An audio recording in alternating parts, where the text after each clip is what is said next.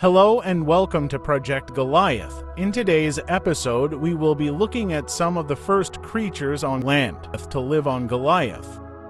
Some creatures could move on land for benefits such as less predators, more prey food, shelter, and more. Now, the first creature we will be looking at is a Malamax.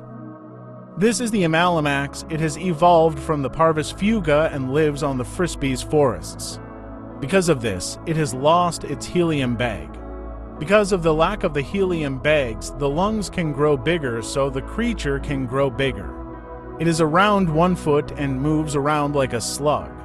It spends most of its time laying down and waiting for plankton to drift by.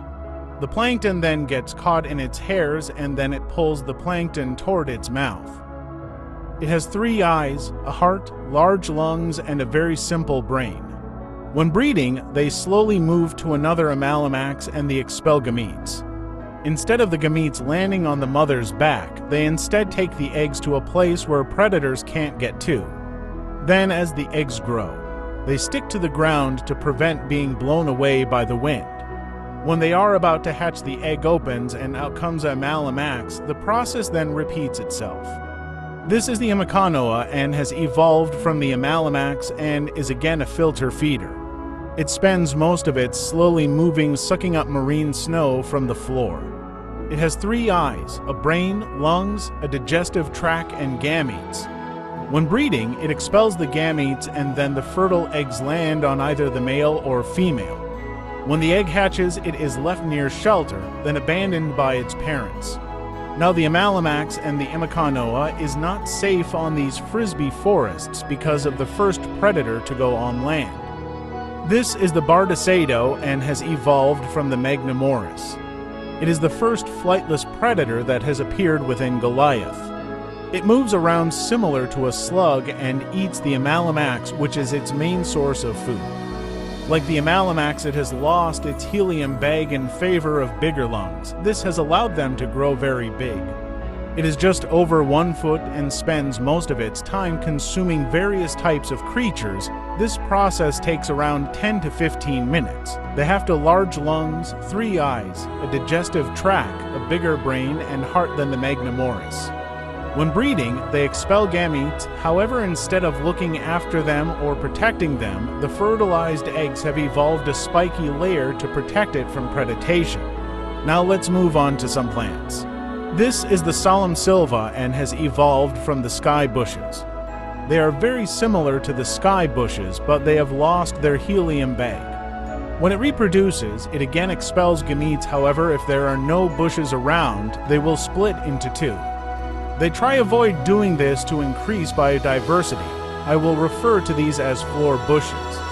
This is the Quadas flows and has evolved from the Osteosumcressor. They are around 10 meters tall. They have small sacs filled with sap which they can drop to feed animals. They have a massive hole on the top so the Minimaratas can nest. They also fertilize the Quatas flows, which means they have a symbiotic relationship. Now let's see what could live in these plants. Specifically, what could live in the Quatas flows. This is the Minimaratas and have evolved from the Rubusmoris. They are similar to an ant colony and live in the whole of the Quatas flows. They are also herbivores and have various types in the colony. The first type we will be looking at is the queen. It spends most of its time releasing tiny sacs which will eventually hatch into more Minimaratas. The second is the worker. The worker goes out of the nest and collects various plant matter for the queen. They also gather tiny bits of waste and puts them around the plant. Now the plant and the Minimaratas have a symbiotic relationship where the Minimaratas provides it with nutrients and the Quatas flows drops one of the sap sacs which they eat. Now the final type is the drone. The drone makes sure the queen stays fertile and serve as the defense of the colony.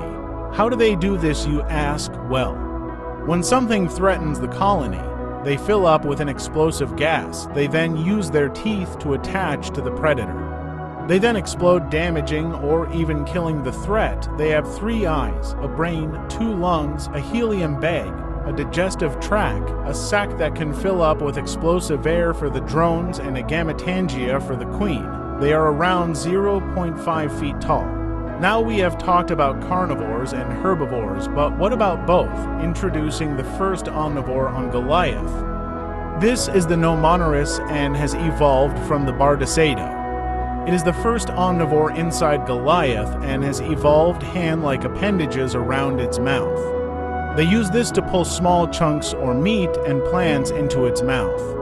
They again move around similar to a slug and can dig their hands into the flesh of other creatures and eats the chunks it pulls out. They have a more complex brain than their ancestor the Bardacado, 2 lungs, 3 eyes, a digestive tract, and a heart. Now instead of their eggs having a defense, they instead look after them. They will hide their eggs in foliage, and when they hatch, they will look after them for a couple of weeks before leaving them.